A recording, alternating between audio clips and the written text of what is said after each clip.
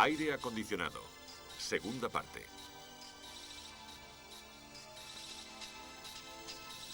Vamos a comenzar esta segunda parte viendo los diferentes tipos de válvulas utilizados en los equipos de aire acondicionado. Válvula de expansión termostática con igualador interior. O con igualador exterior.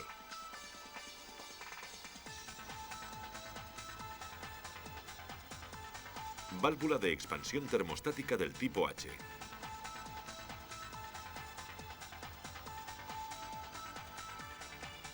Y válvula de expansión de orificio fijo. Siendo estas dos últimas las más utilizadas actualmente en el automóvil.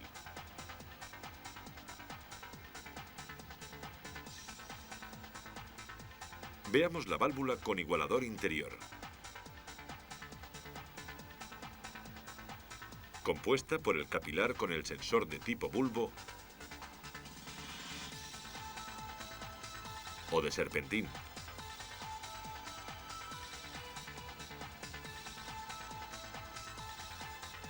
La membrana de control y la válvula de bola.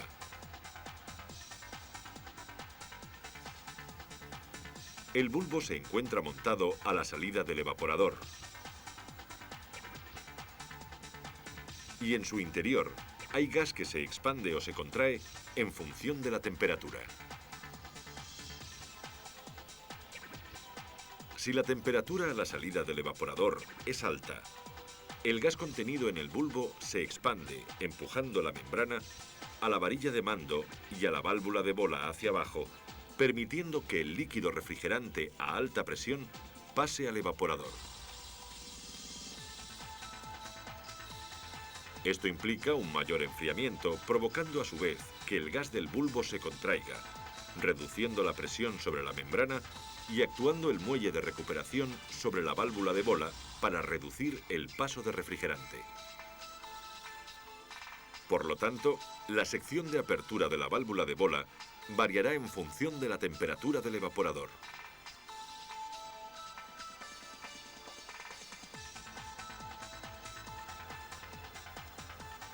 Es importante resaltar que la parte inferior de la membrana está comunicada con la presión existente a la entrada del evaporador a través de un canal. De esta forma, se contrarresta la presión de apertura de la válvula con la presión de evaporación.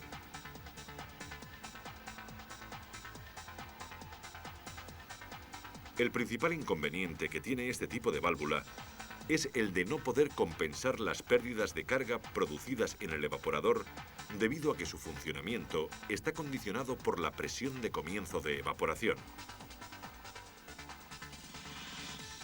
Por lo tanto, si la caída de presión dentro del evaporador supera un valor determinado, se utiliza la válvula termostática con igualador exterior.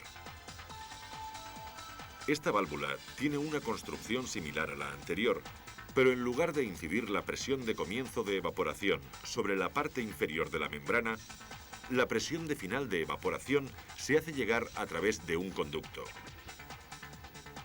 De esta forma, puede reaccionar a la caída de presión producida en el evaporador y eliminar el efecto que produce.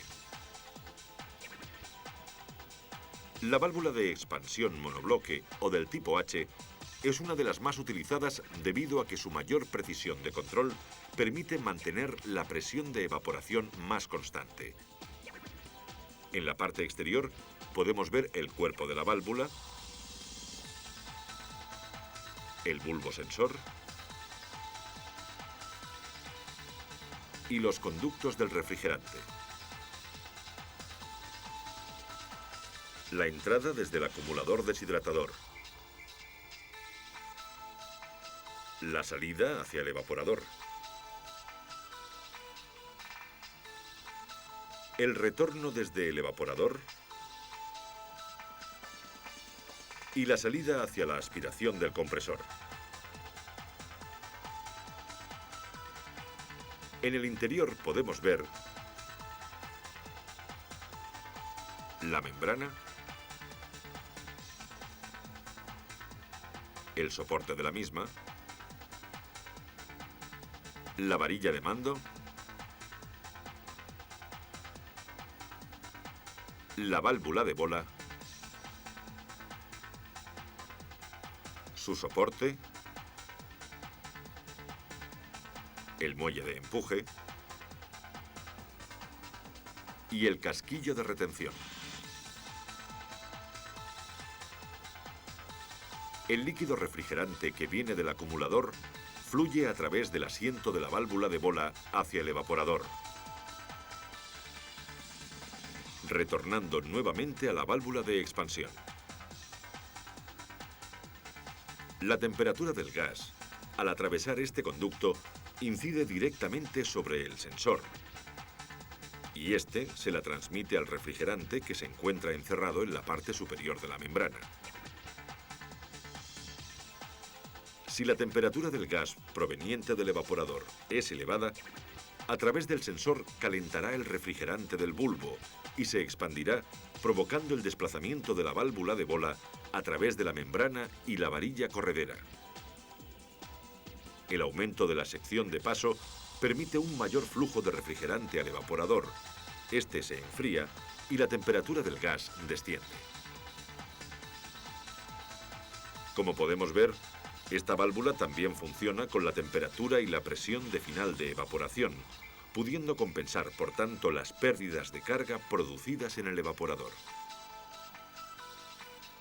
La última de las válvulas de expansión es la válvula o tubo de orificio fijo, utilizado generalmente en los llamados sistemas americanos.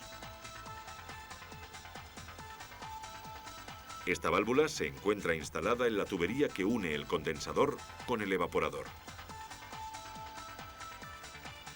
El diámetro interno del orificio es mucho menor que el resto de la tubería. Por este motivo, el refrigerante líquido a alta presión en el lado del condensador se convierte en refrigerante líquido a baja presión en el lado del evaporador. En la parte exterior podemos ver las pantallas o filtros y los anillos tóricos. Las primeras evitan el paso de partículas que podrían obstruir el orificio fijo. La pantalla más corta, situada en la parte del evaporador, además de limpiar el refrigerante, hace que éste salga finamente pulverizado. Mientras tanto, los anillos tóricos impiden que el refrigerante circule a la parte de baja presión por el exterior.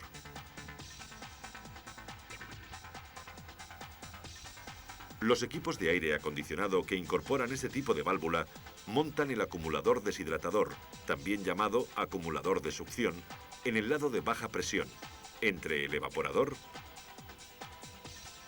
y el compresor.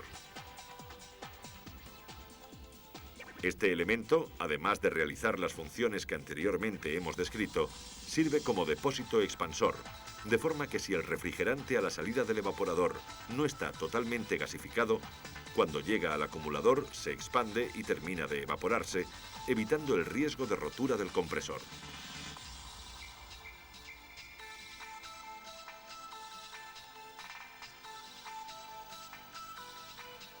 Como vemos, las válvulas de expansión inyectan la cantidad de refrigerante necesaria para una evaporación óptima.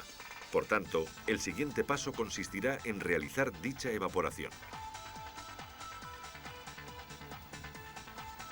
Evidentemente, el elemento encargado de llevar a cabo esta función es el evaporador. Su posición de montaje dentro del circuito se realiza en el lado de baja presión, entre la válvula de expansión y el compresor. Y en los sistemas americanos, entre la válvula de orificio fijo y el acumulador deshidratador. El evaporador es un intercambiador de calor compuesto por un conjunto de tubos de aluminio, cobre o zinc para el refrigerante R12 y de aluminio para el R134A, ensamblados con aletas de forma ondulada para aumentar la superficie de evaporación. Como consecuencia de la expansión, el líquido disminuye bruscamente su presión y temperatura, vaporizándose en ese instante aproximadamente un 20%. El cambio de estado se produce al hacer pasar por las aletas del condensador el aire del exterior. Este, al encontrarse a una temperatura superior a la del refrigerante, le cede una importante cantidad de calor, elevando su temperatura y terminando la vaporización. El desplazamiento del aire se realiza a través de un soplador o turbina montada en el mismo bloque evaporador, desde donde, una vez enfriado, es canalizado y distribuido por el interior del habitáculo.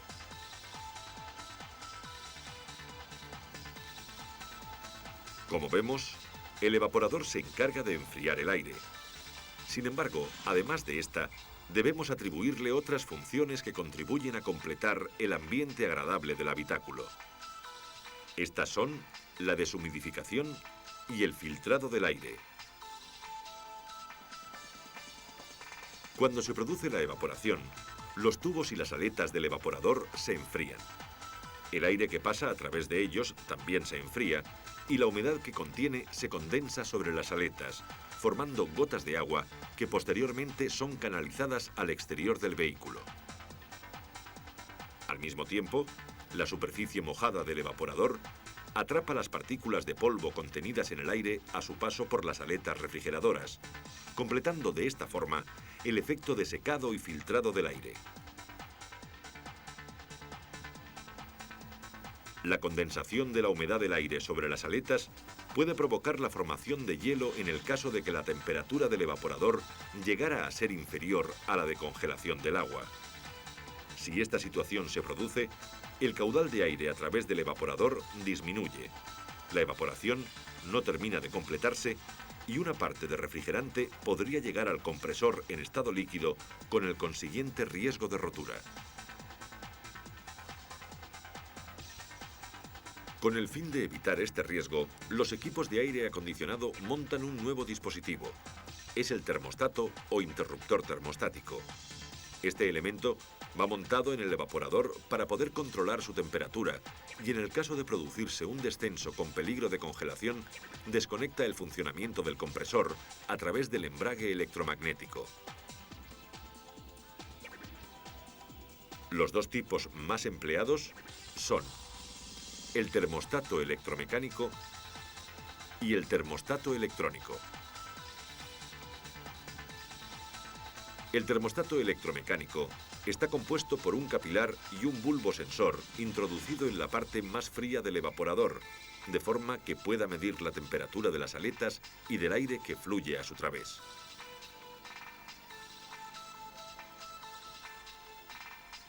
El conjunto bulbocapilar contiene gas a una presión dependiente de la temperatura, estando unidos a una cápsula donde se encuentra la membrana de accionamiento. Si la temperatura desciende por debajo de un valor preestablecido, el gas se contrae y la membrana retrocede, abriendo los contactos y cortando la alimentación eléctrica al embrague electromagnético. Cuando la temperatura del aire aumenta, el gas se expande, empujando a la membrana para cerrar los contactos de mando. La alimentación eléctrica se restablece y el embrague se acopla al compresor. Algunos termostatos disponen de un mecanismo a través del cual se puede regular el punto de apertura y de cierre de los contactos. Actuando sobre este dispositivo, se puede modificar la temperatura del aire, teniendo la precaución, como ya veremos en el apartado de comprobaciones, de no llegar al punto de congelación del evaporador.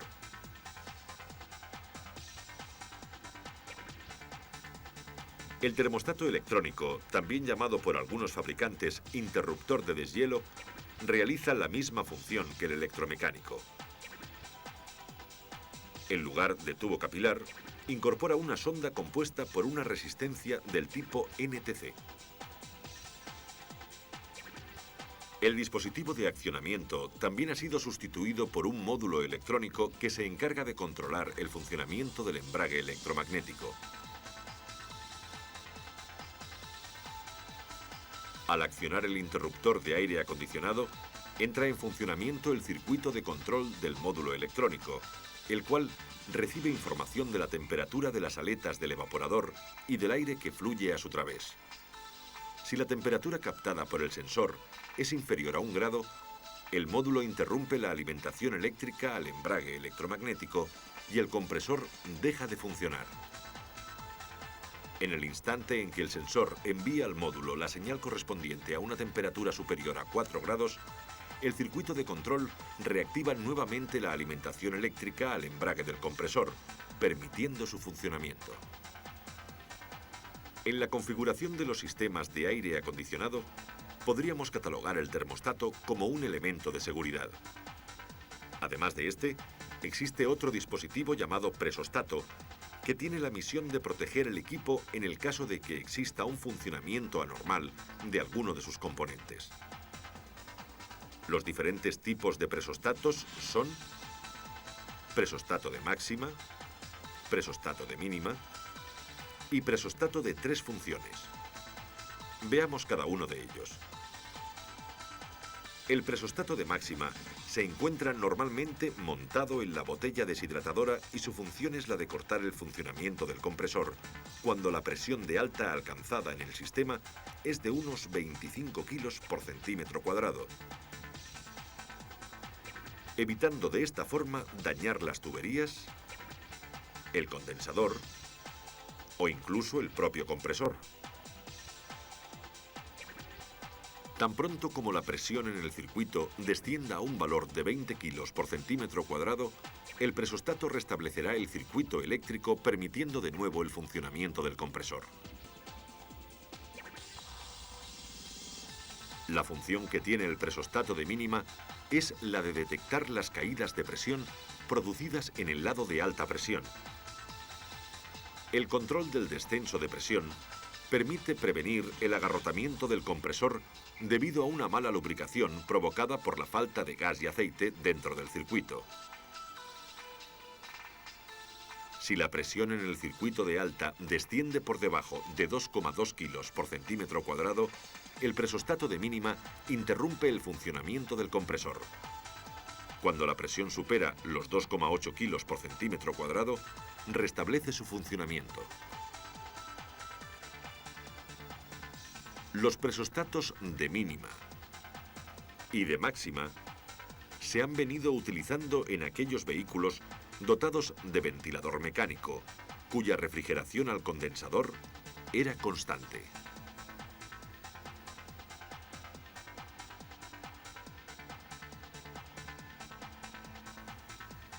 La incorporación de los electroventiladores de accionamiento automático ha llevado a la utilización de un nuevo presostato. Es el presostato de media o de ventilador.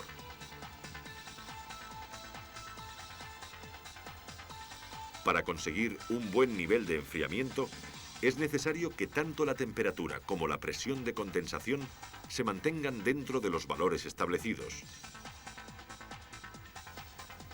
La regulación de ambos factores la realiza el presostato de media, poniendo en funcionamiento el electroventilador cuando la presión supera los 16 kilos por centímetro cuadrado. De esta forma, se evita que el refrigerante llegue a la válvula de expansión en estado gaseoso. La corriente de aire provocada por el electroventilador enfría el refrigerante y le hace descender la temperatura y la presión. Al llegar a 12,5 kilos por centímetro cuadrado, anulará el funcionamiento del electroventilador. El presostato de máxima, el de mínima y el de media o de ventilador pueden ir incorporados en un mismo bloque, conformando así la válvula trifuncional o presostato de 3 funciones. En el esquema eléctrico podemos ver el control que dicha válvula realiza sobre el ventilador y el embrague del compresor. Por la vía número 1 recibe la señal del termostato. Si la presión existente en el circuito es la correcta, los contactos de mínima y de máxima se encuentran cerrados, permitiendo así pasar la señal al relé del compresor por la vía número 2. Por la vía número 3, recibe un positivo de alimentación que atravesará el contacto si la presión en el circuito supera los 16 kilogramos por centímetro cuadrado, alimentando así al relé del electroventilador por la vía número 4.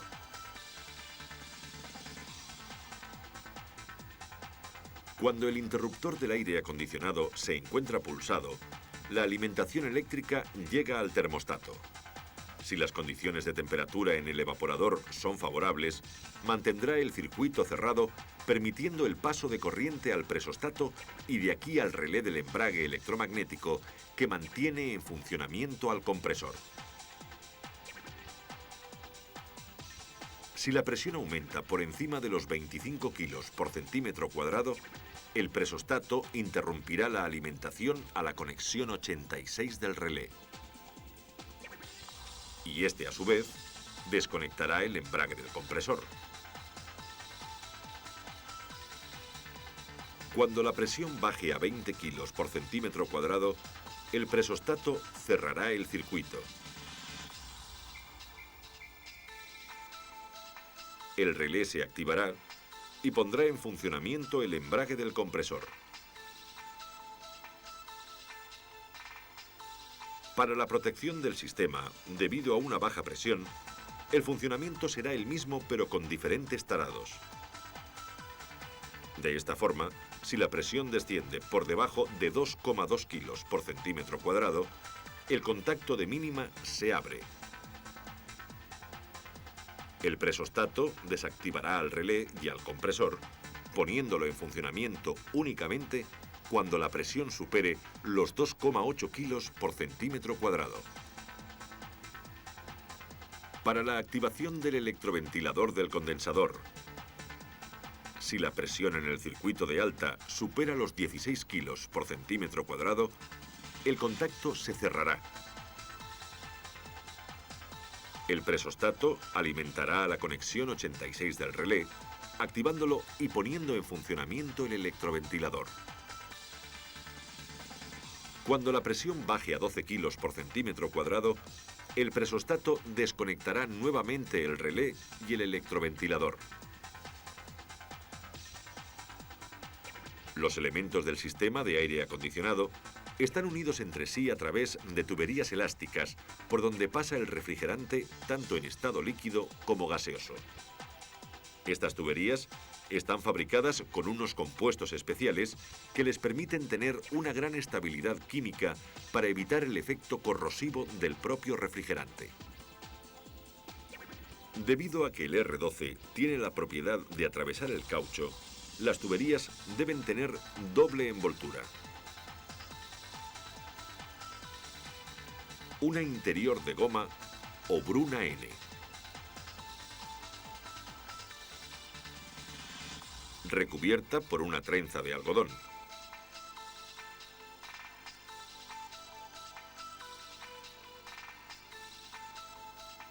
Y otra exterior de neopreno, más porosa, para evitar la acumulación de refrigerante. Las tuberías utilizadas en los equipos con refrigerante R134A son muy similares a las anteriores.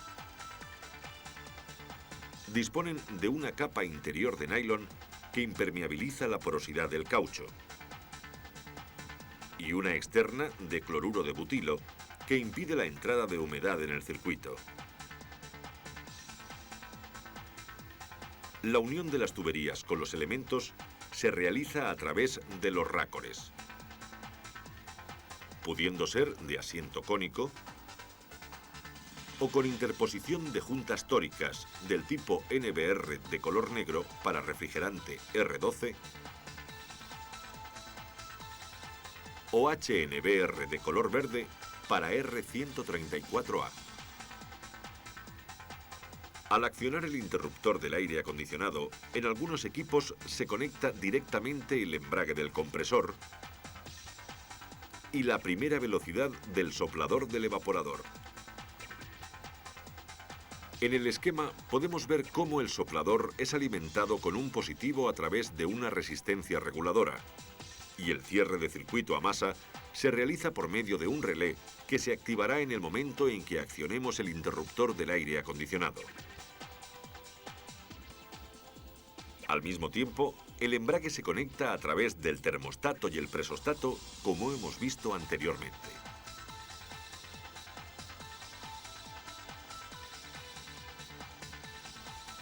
Sin embargo, en otros equipos, además de accionar el interruptor, es necesario actuar manualmente sobre el propio selector de velocidades para que puedan ponerse en funcionamiento tanto el embrague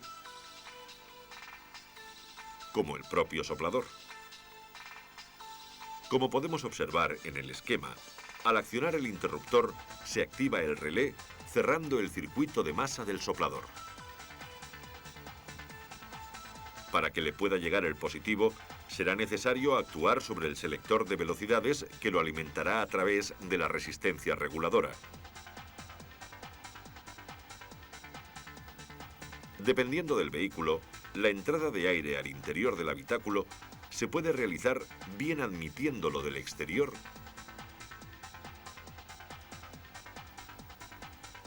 o mediante la recirculación del aire ya existente en el interior.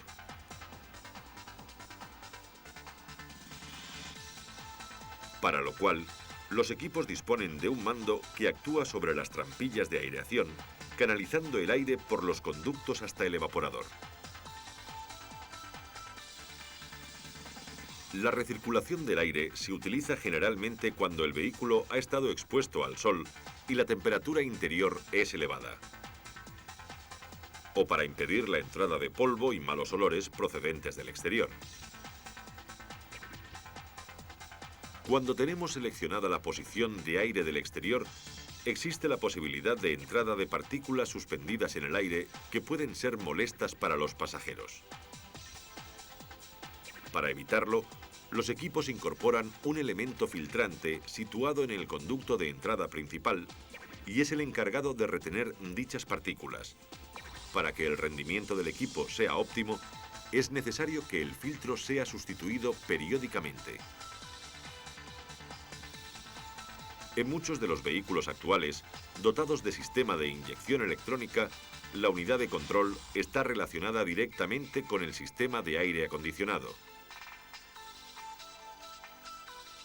ya que es la encargada de gestionar su activación o desactivación, dependiendo de las necesidades del motor.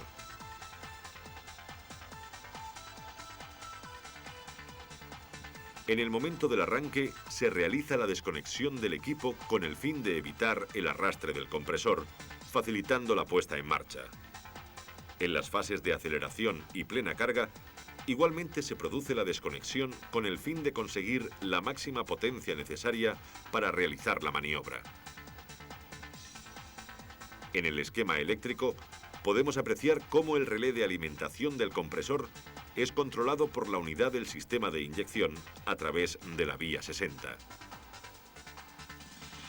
Estando el motor en marcha, si accionamos el interruptor de aire acondicionado, se alimenta a la parte electrónica del termostato por la vía 1,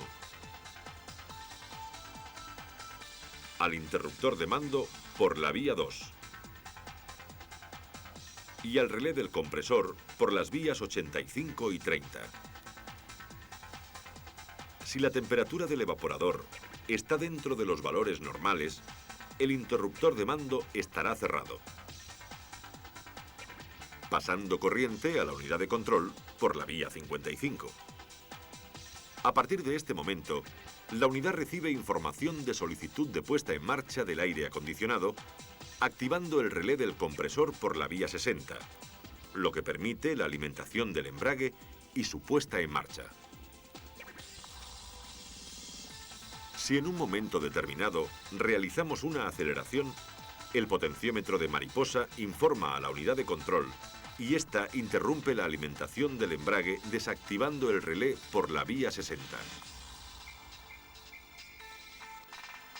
Este corte tiene una duración de aproximadamente 15 segundos para evitar una disminución del rendimiento del equipo. El funcionamiento del aire acondicionado provoca en el motor una pérdida de potencia de aproximadamente 5 caballos.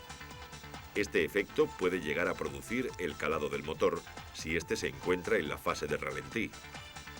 Para evitarlo, cuando la unidad de control recibe información de la posición de ralentí y conexión del aire, actúa sobre el estabilizador aumentando el régimen en aproximadamente 75 revoluciones. De este modo, damos por finalizado el apartado teórico dedicado a los equipos de aire acondicionado, sirviendo este como paso previo a la carga, diagnosis y reparación de las averías que pueden surgir en dichos equipos.